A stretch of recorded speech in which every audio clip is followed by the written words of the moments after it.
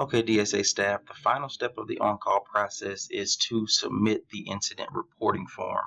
So chances are you've already spoken to the officer, you've gathered all the information, you've walked through your checklist, and now it's time to follow through with the final step, which is completing the incident reporting form. So to get there to this screen I'm on now, you're just simply going to go to southeastern.edu/report it. You see it there. And on that page, you simply want to put your W number in and your password.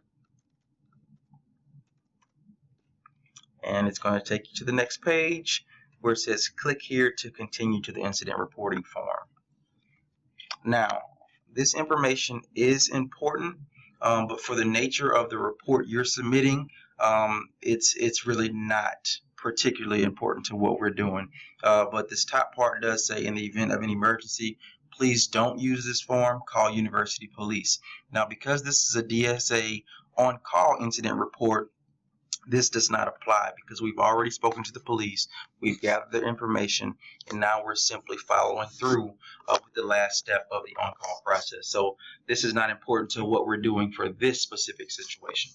All right, so now we'll scroll down and background information. What I'm going to do, I'm going to go over to a form that's already pre-filled, and you're going to enter your information, the person that's submitting this incident reporting form. So I'm Gabe Willis. I'm submitting the form.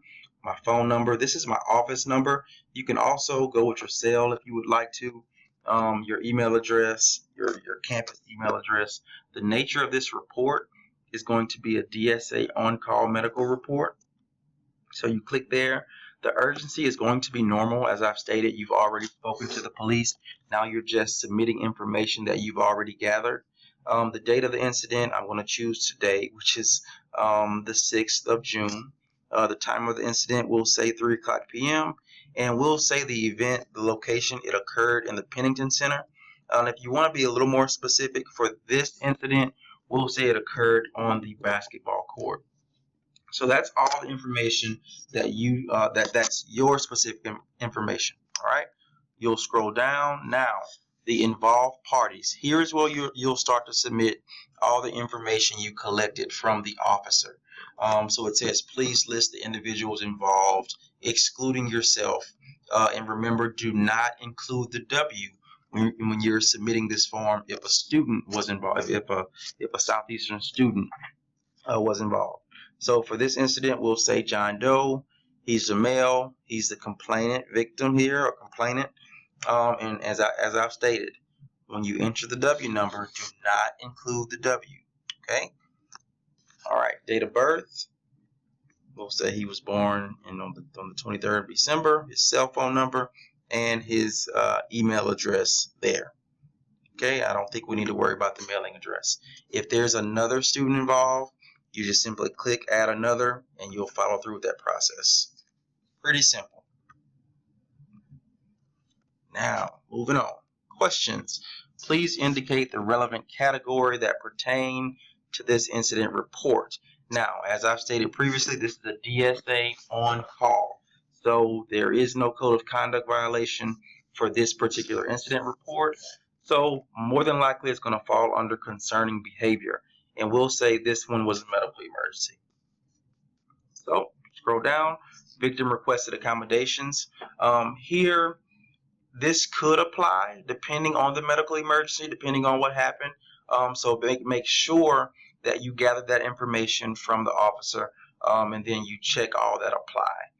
So now we'll scroll down to where we're starting to submit the information about the incident. Now, here's where you want to be really specific, concise in typing everything that happened. So this one, let's say it was very brief. We had a kid that was playing basketball and they twisted their ankle, and they basically couldn't walk on it and had to get the staff to give him ice, and then they called Acadian.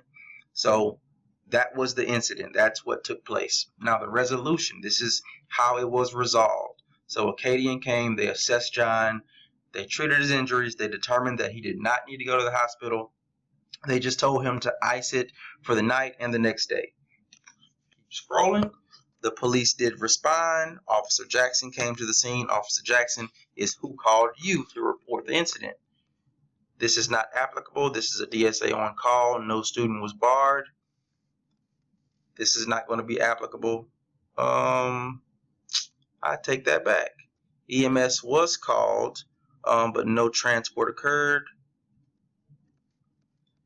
Did a staff member from University of Housing respond? Not applicable. Did not occur in housing. If the student was transported for a medical emergency, please list the name. Not transported.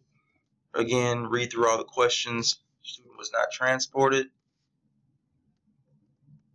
Now, if the student was transported for medical emergency, please list any accommodations. Now here, if you notice, I put student was not transported, but is requesting a class excuse for tomorrow due to injury sustained during the basketball game. And this is where Mr. Jim would get this information and make sure there are requests for a class excuse. All right. Now, read the final statement. Click I understand. For this particular incident, there won't be any files to upload, attach. I'm not a robot. Email a copy, submit the report. And that's it.